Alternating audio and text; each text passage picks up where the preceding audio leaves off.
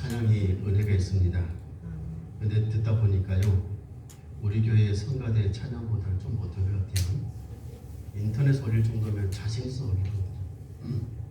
그런데 우리 교회 찬양대보다는 조금 못하다. 빨리 코로나가 좀 잠잠해져서 우리 성가대가 드리는 찬양이 듣고 싶습니다. 아멘. 그런 날이 속도를 줄 믿습니다. 아멘. 오늘도 예배 가운데 참여한 우리 성도님들뿐만 아니고 집에서 영상으로 예배드리는 모든 성도님들 가정에도 하나님의 은혜와 평강이 함께 하시길 바랍니다. 아멘. 1918년, 지금으로부터 100년 전입니다. 전 세계 5억 명의 인구를 감염시켰던 스페인 독감. 그 독감으로 인해서 최소한 5천 명에서 그리고 1억 명의 사람이 죽었다고 그렇게 얘기합니다. 이 스페인 독감이 유행하던 시기에 포르투갈 접경에 있는 사모라는 조그만 도시가 있었습니다. 이 도시의 사람들이 많이 죽었습니다. 대부분의 사망률이 3% 정도 되는데 이 도시의 인구가 11%가 죽었으니까요. 얼마만큼 많은 사람이 죽었는 것을 알 수가 있습니다. 그 이유가 어디 있었느냐? 그 당시에 그 도시에 가장 은혜가 있다고 얘기하는, 쉽게 말해 가장 능력이 있다고 하는 이 주교가 한 분 있었습니다. 그분이 아주 절대적인 신앙을 소유하신 분이라 행정당국에서 이 질병을 예방하기 위해서는 절대로 모여서 예배를 드려서는 안 됩니다. 대면 예배를 금지했단 말이에요. 그런데 이분은 대놓고 그럴 것을 대해서 반대를 합니다. 그리고 다 교회로 모여서 예배를 드리고 기도를 드리라고 그렇게 얘기를 합니다. 누구 얘기를 더 듣겠습니까? 이 주교의 얘기를 더 듣는 것이죠. 그래서 성도들이 성전에 나와서 하나님 앞에 예배하고 기도를 하기 시작을 하는 것입니다.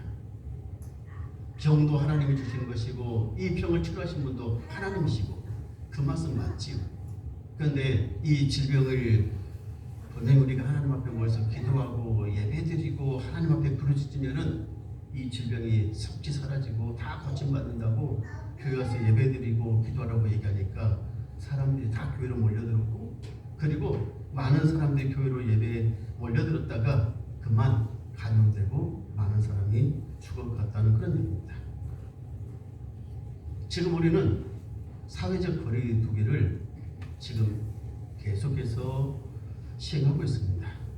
예배도 비대면 예배를 드렸다가 대면 예배를 드렸다가 많은 성도들이 집에서 영상으로 예배를 드리기도 하고, 이 사회적 거리에 우리가 싫든 좋든 함께 동참하고 있습니다. 우리 교회도 마찬가지입니다. 이 사회적 거리두기가 어디서부터 시작이 됐느냐?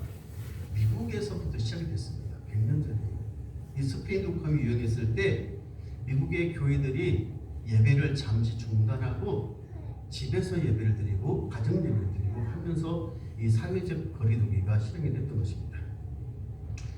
미국에서 이 사회적 거리두기가 실행될 때도 시끄러웠습니다. 스페인 독감으로 많은 사람들이 죽어가니까 당국에서 어떻게 하겠습니까? 예배를 드리지 말아라, 모이지 말아라, 그렇게 명령을 내렸단 말이에요. 가만히 예배를 안 드리려고 보니까 지금까지 한 번도 그런 적이 없는데 예배를 쉬어본다는 것을 생각지도 못한 일인데 예배를 못 드리게 하니까요. 반대도 있었고, 그리고 행정소송하는 사람들도 있었고, 그래서 그 조치에 따라서 또 지키는 것도 있었고, 신문에 보니까 그런 기사가 나왔더라고요. 그때 100년 전에 그 미국에 실렸던 신문입니다. 한 목사님이 주일날 예배를 못 드리게 하니까 밖에 나가서, 이게 거리를 이렇게 돌아다닐 거 아니겠습니까? 밖에 나가 보니까 사람들이 당구장에 사람들이 모여 있는 거예요. 거리두기 뭐니 다 필요 없이 당구장에 모여서 열심히 많은 사람 모여서 거기서 당구를 치고 있는 것입니다. 어떤 사람들은요, 술집에 가서 실컷 술을 마시고 떠들고 왁자지껄하게 그렇게 모이는 것입니다. 사람들이 모이지 말라고 그렇게 그래도 사람들은 밖에 나가서 식당에 나가서 모여서 먹고 마시고 놀고, 왜 교회만 예배를 못 드리게 하느냐, 왜 교회만 못 모이게 하느냐, 그렇게 해서 행정소송도 하고 또 신문에다가 비보하기도 하고 이렇게 저렇게 하기도 하고. 여러분, 100년 전의 미국의 모습이나 오늘날 우리 한국의 모습은 똑같습니다. 100년 전 미국의 교회 모습과 오늘 이 시대에 우리 한국의 모습이 똑같이 닮아 있습니다. 사회적 거리두기를 잘 실행했던 시라든지 주라든지 교회들은 그 유행이 끝나고 정말 많은 피해를 입지 않고 성도들의 생명의 지장도 많이 당하지 않고 그 위기를 잘 극복했습니다. 그런데요, 사회적 거리두기에 동참하지 못했던 주라든지 교회들은 너무나 많은 피해를 입었습니다. 그래서 많은 피해를 입었던 교회들은 문을 닫을 수밖에 없게 됐고 더욱더 힘들어졌고, 그리고 많은 사람들이 그 일로 인해서 교회를 등지고 떠나게 되는 일이 발생했습니다. 그러다 보니까 그 이후부터는 미국의 교회들은 이런 전염병이 발생하면 철저하게 예배를 많이 시킵니다. 대부분이 동참합니다. 지난해 2월 대구 신천지 교회를 중심으로 해서 우리나라에 코로나19라는 감염증이 전국적으로 확산이 됐습니다. 그 논란의 중심이 교회였습니다. 잠잠해지는가 싶었는데 8월 15일 광복절 집회를 통해서 사랑제일교회를 중심으로 해서 다시 확산하기 시작합니다. 겨울에 2차 대유행이 발생할 것이라고 누구는 조심해야 된다고 얘기를 했는데 생각지 않게 경북 상주에 있었던 BTJ 열방센터에 인터컵에서 운영하는 그 선교단체를 통해서 코로나가 다시, 그리고 최근에는 생각지도 못했던 IM 선교회라는 국제학교니 뭐니 이런 것을 통해서 다시 코로나가 너무나 급속하게 우리를 위협하고 있습니다. 이 모든 곳에 교회가 중심이 돼 있어서 사회상 사람들부터 참 부끄럽게도 얼굴을 들고 다닐 수 없을 정도로 밖에 나가서 내가 예수 믿는 사람입니다, 내가 교회 다닙니다, 내가 목사입니다라고 그렇게 얘기하기가 정말 부끄러울 정도가 되어버렸습니다. 코로나19 이 사태가 장기화되면서요, 가장 피해를 입은 곳이 어딜까요? 우리 교회입니다. 누가 뭐라해도 교회가 가장 많은 피해를 입었습니다. 어제 신문에 인터넷 뉴스에도 떴습니다. 한국교회 신뢰도 76%가 한국교회를 신뢰하지 않는다고 얘기를 합니다. 한국교회, 교회 얘기만 들어도 진저리가 난다고 얘기를 합니다. 차라리 교회를 싹 밀어버리라고, 다 없애버리라고 그렇게까지 얘기를 합니다. 이해가 됩니다. 그럴 수밖에 없을 것입니다. 일부 교회, 그리고 일부 교회 지도자들의 잘못된 그러한 모습들이, 형태들이 오늘 이러한 지경에까지 이르게 된 것을 보게 됩니다. 정부에서 말하는 그 방역 지침에 따라서 이럴 때는 우리가 좀 더 조심해야 되고 방역에 함께 동참을 해야 됩니다. 예수 믿는 사람이건 믿지 않는 사람이건 이럴 때는 모두 다 이러한 전염병으로부터 우리의 목숨을, 생명을 지키기 위해서 조심해야 되는데 그렇지 못했던 것이 참 안타깝기도 합니다. 이런 때 다시 오늘 우리가 읽었던 선한 사마리아인의 교훈, 우리 주님께서 말씀하셨던 이 말씀을 생각하게 합니다. 예수님이 이스라엘에서 공생애를 시작했을 때 그동안 오실 메시아에 대해서 많은 사람들이 연구를 했습니다. 메시아가 어디서 오실까? 언제 오실까? 메시아가 오시면 어떤 모습일까? 예수님이 공생애를 시작했을 때 저분이 예수님, 하나님께서 말씀하셨던 메시아인가 아니면 메시아가 아닌가 이래저래 연구하고 생각도 했고 나름대로 이런저런 가정도 해봤습니다. 그런데 연구했던 대부분의 사람들은 예수님은 메시아가 아닐 것이라고 그렇게 나름대로 단정짓고 예수님을 이제 색안경을 주고 보기 시작합니다. 그중 하나가 예수님의 설교를 듣고 오늘 예수님께 찾아와서 우리의 진정한 이웃이 누구냐라고 예수님께 물어봅니다. 예수님께서 그 율법사에게 대답하시는 말씀이 오늘 본문의 말씀 아니겠습니까? 율법사에게 대답하여 주님께서 말씀하시기를 한 얘기를 들려주시죠. 어떤 사람이 예루살렘에서 여리고로 가다가 강도를 만났는데 그 강도를 만났던 그 사람이 거의 죽을 뻔하게 됐습니다. 레위인도 지나가고 제사장도 그냥 못 본 척 지나가고, 그런데 여행 중에 있던 사마리아 사람이 나타나서 그 사람을 치료해줬다라고 얘기합니다. 그러면서 예수님께서 하시는 말씀 무엇입니까? 과연 강도 만난 사람의 이웃이 누구겠느냐 하는 것입니다. 그때 이 율법사가 바로 사마리아 사람이다라고 이렇게 대답을 합니다. 예수님이 뭐라고 말씀하십니까? 너도 가서 그 사마리아 사람처럼 그렇게 해라, 이웃이 되라라고 그렇게 말씀하고 있습니다. 사마리아인 유대인들이 가장 싫어하는 사람들이죠.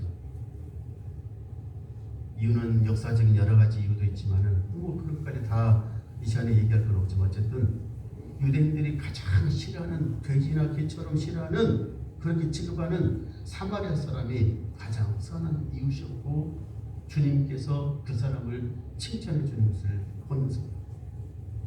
과연 오늘 이 말씀을 통해서 우리가 받아야 될 교훈이 무엇일까? 이 시대에 우리가 이 말씀을 통해서 생각해야 될 교훈이 무엇일까? 몇 가지만 간략히 좀 생각해 봅니다. 첫째는 이것입니다. 우리 모두는 강도를 만난 사람들이었습니다. 저도 마찬가지고 여러분도 마찬가지고 모두 다 강도를 만난 사람들이었습니다. 우리의 믿음의 조상이라고 얘기를 해야 될까요? 아니면 우리의 인류라고 얘기를 하는 것이 더 맞을 것 같습니다.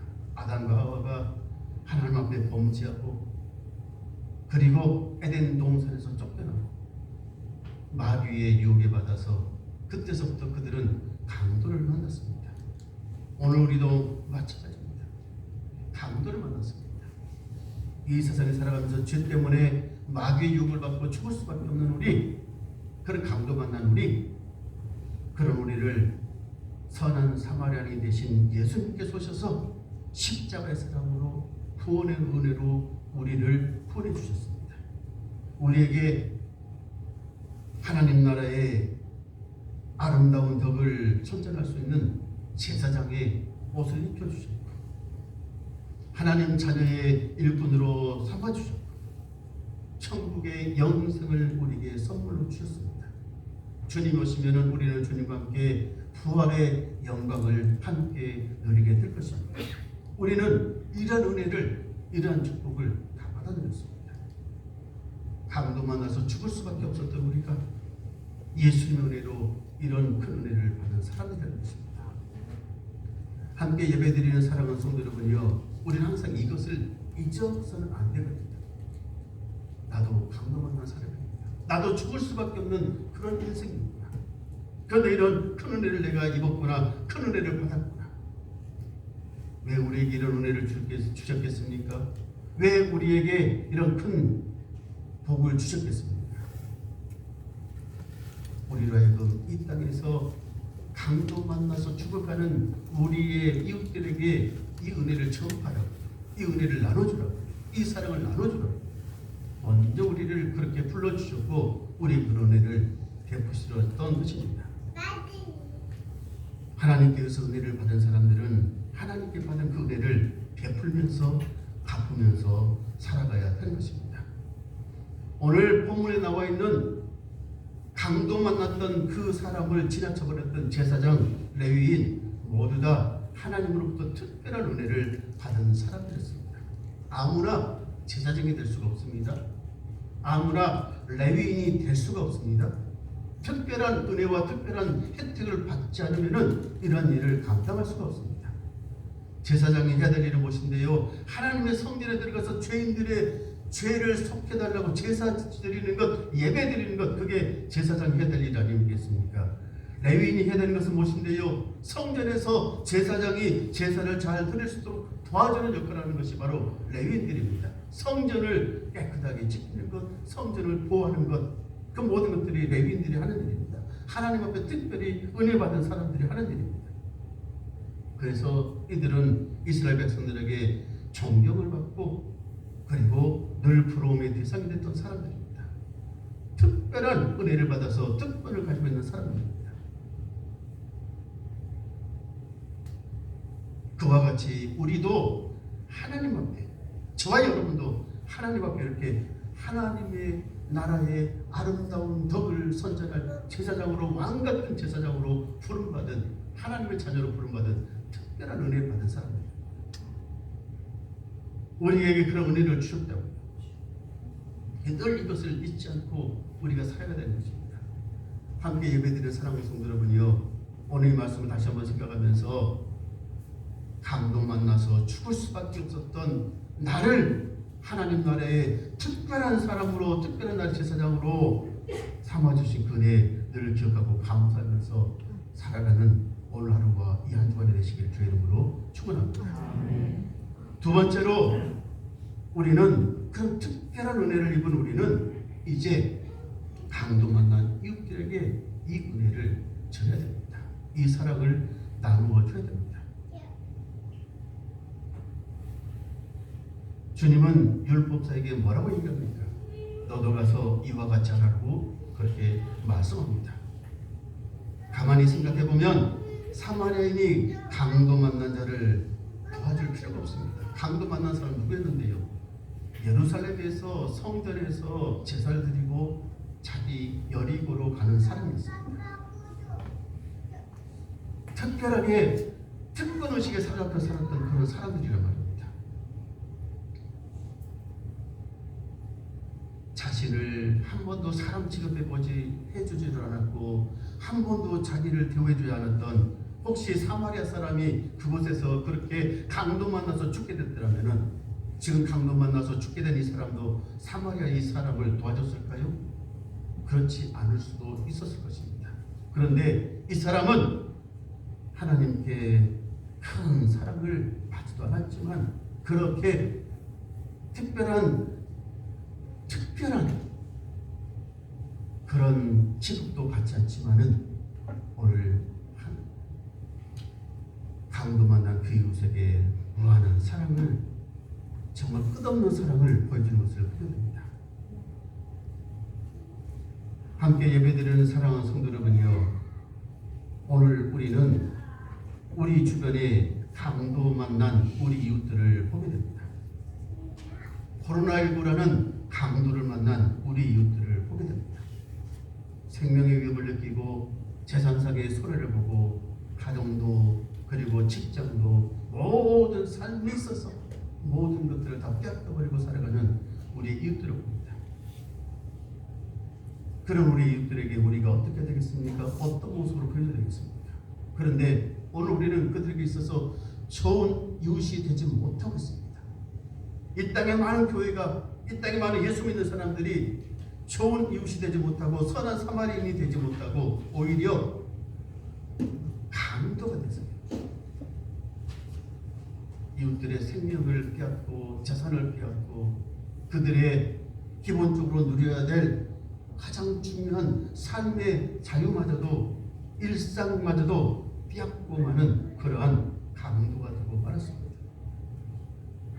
그래서 오늘 우리는 이 말씀을 정말 통감하면서 통하면서 이 말씀을 함께 묵상하게 된 것입니다. 코로나19라는 강도를 만나서 힘들어하고 어려워하는 우리 이웃들을 우리가 지켜보면서요, 함께 예배드리는 사랑하는 성도 여러분, 우리 세문안교회는 정말 이 시대에, 이 어려운 때에 강도가 아닌 선한 사마리아인의 모습을 보여주는 저와 여러분, 우리 교회가 될 수 있게 되기를 주의 이름으로 간절히 부탁합니다. 그러면 어떻게 해야 되겠습니까? 주님께서 너도 이와 같이 하라라고 그렇게 말씀합니다. 너도 가서 선한 사마리아처럼 그렇게 하라고 말씀합니다. 선한 사마리아인의 모습으로 산다는 것이 어떤 모습일까요? 이 시대 가운데 우리 너무나 어렵게 너무나 거창하게 생각하지 마십시다. 다른 건 없습니다. 가장 중요한 것은 이 어려울 때 우리가 정부에서 말하는 방역 지침을 잘 따르는 것입니다. 예배를 교회에서 다 모여서 드리지 마십시오 하면은 지난번처럼 우리는 교회에서 모여서 예배를 드려서는 안 되는 것입니다. 영상으로 예배를 드려야 하는 것입니다. 이웃을 위해서요. 이웃의 생명을 위해서. 우리 주님은 이 땅에 생명을 주시러 오신 분이지 결코 생명을 빼앗아 오신 분은 아니거든요. 그리고 이렇게 자유롭게 예배도 드릴 수 있고 이렇게 풀어졌을 때는 교회 나와서 함께 예배 드리는 것, 이것이 가장 우리가 할 수 있는 선한 사마리아인의 가장 기본적인 모습인 것입니다. 우리는 좀 더 나가서 우리가 이웃들에게 더 좋은 선한 사마리아인의 모습을 보여줄 수도 있을 것입니다. 한센병 환자가 인간 대접을 받지 못했던 때가 있습니다. 그때가 1910년대입니다. 유진벨 목사님과 함께 목포에서 의료 선교 활동을 했던 오인 선교사가 선교 순회 도중에 급성 폐렴 간염으로 입원하게 됩니다. 상태가 심각해서 광주에서 목포로 선교병원에 전보를 쳐 다른 의사를 광주로 보내달라고 그렇게 얘기합니다. 그때 포사이트 선교사가 전보를 받고 목포를 떠나 광주를 향해서 말을 타고 오는 중입니다. 그런데 광주에 가까이 다다랐을 때 길가에 한 여자를 발견합니다. 사람 취급 받지 못했던 이 여자, 이 한센병 환자를 향해서 많은 사람들이 침을 뱉습니다. 돌을 던집니다. 그리고 욕을 합니다. 누가요? 한국 사람들이죠. 누더기에 거름이 질질 흘러나는 그 여자, 돌에 맞아서 여기저기 삐뚤어진 그 여자, 한국 사람들마저도 외면했던 그 여자, 죽어가는 그 여자, 포사이트 선교사 그냥 놔두고 갈 수가 없었어요. 자기가 타고 가던 그 말에 그 여자를 대신 태웁니다. 그리고 그 여자를 광주까지 자기가 갔던 병원까지 태우고 가서 잘 돌봐줍니다. 치료를 해줍니다. 어디 저기 여기저기 부탁할 때도 없고 맡겨놓을 때도 없고, 그래서 이분이 마침 끝에 광주 동남쪽에 있는 벽돌 굽던 가마터를 발견하고 그곳에다가 그 여자를 잘 거처를 마련해 줍니다. 그곳에서 지극정성으로 돌봐줬습니다. 그것이 한센병 환자를 돌보됐던, 그래서 여수 배양원 소록도 같은 곳이 우리나라에 생기게 됐던 시초가 됐습니다. 파란 눈의 외국인 의료선교사, 아무도 거들떠보지 않는 그 의료선교사, 그가 바로 한국을 사랑했고 한국인을 사랑했고 특별히 한센병자를 사랑했고, 그 사랑이 어찌 보면은 오늘날 한국 교회를 이끌게 했던, 이웃 사랑을 실천했던 그런 모습인 것을 보게 됩니다. 한국 교회가 회복해야 될 것이 무엇일까요? 포사이트 선교사가 보여줬던 이런 희생정신, 사랑이 아닐까요? 정말 감동만난 이웃을 향해서 모든 것을 자기 목숨까지도 맞바꾸면서 보여줬던 그 사랑 아닐까요? 포사이트 선교사는 나중에 이 병이 감염이 됐어요. 그리고 미국으로 돌아갑니다. 그리고 그곳에서 순교를 합니다.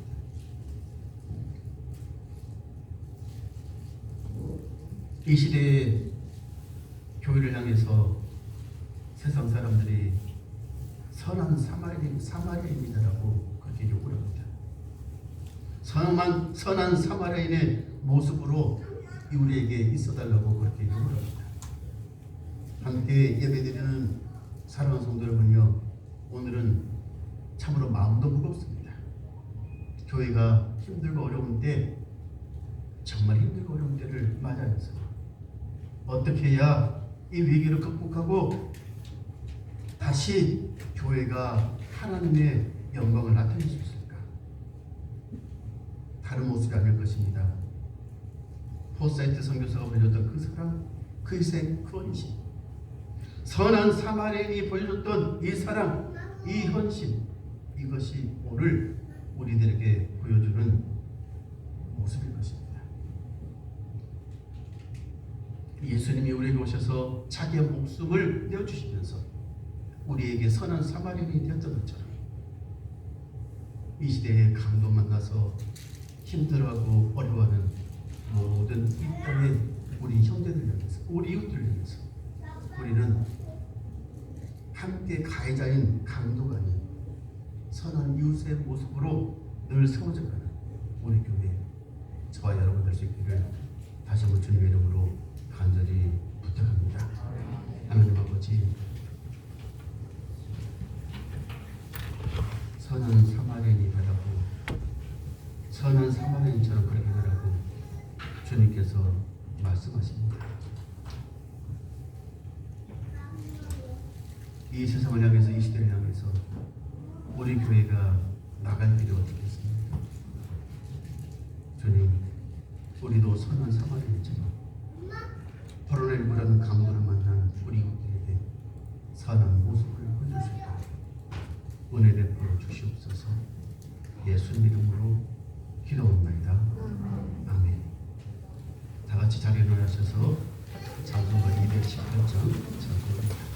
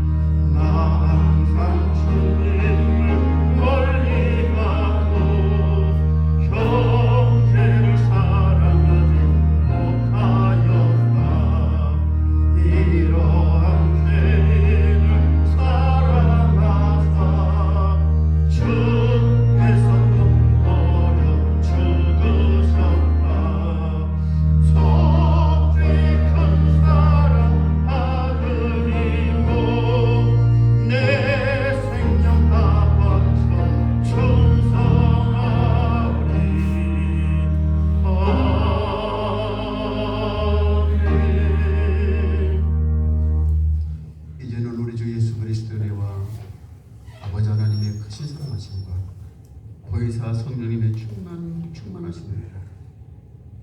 강도 만난 그 이웃을 돌봐줬던 선한 사마리아인처럼 우리도 이 시대에 강도 만난 이웃, 강도 만난 우리 선한 사마리아인이 되기를 원하는 죄종들 머리 위에 우리 세문한 제단 위에 이제와 영원토록 함께 해주셨기를 간절히 축원하옵나이다.